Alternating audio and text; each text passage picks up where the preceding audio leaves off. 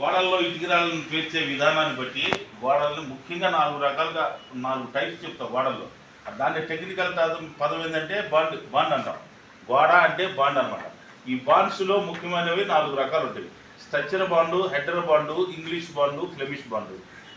అసలు ఈ స్ట్రక్చర్ అంటే ఏంది, హెడర్ అంటే ఏంది అనేది చూడండి. ఇటుకరా అనమాట. ఇది ఇటుకరా ఈ విధంగా ఉంటుంది, సుమారుగా వేసేలే. దీన్ని హెడర్ అంటాం, ఇటు కనపడేదాన్ని. ఈ పొడవాటి భాగాన్ని స్ట్రక్చర్ అంటాం అనమాట.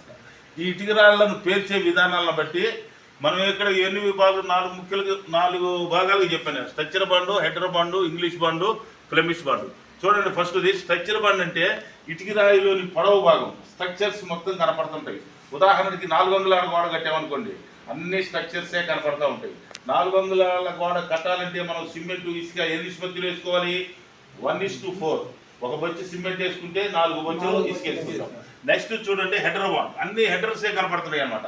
ఈ హెడర్స్ మాత్రమే కనపడితే దాన్ని హెడర్ బాండ్ అంటాం. ఇది 9 అంగుళాల గోడ కట్టుకోవచ్చు. 9 అంగుళాల గోడ అంటే దానికి సిమెంట్, ఇసుక ఎంత నిష్పత్తులు వేసుకోవాలి?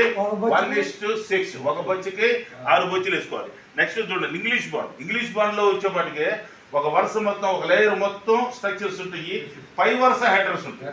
అలాగా ఒక వరుస మొత్తం స్ట్రక్చర్స్, పై వరుస హెడర్స్, అలా ఉంటే దాన్ని ఇంగ్లీష్ బాండ్ అంటాం. జాయింట్లు రాకుండా ముక్కలేస్తా జాగ్రత్తగా కట్టుబడి చేయాలి.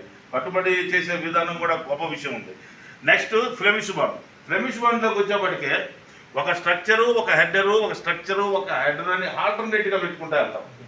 కట్టుబడిలో ముఖ్యమైన పాయింట్ ఏంది? జాయింట్లు కలవకూడదు. జాయింట్లు బరువు అనేది డిస్ట్రిబ్యూట్ అవ్వాలి.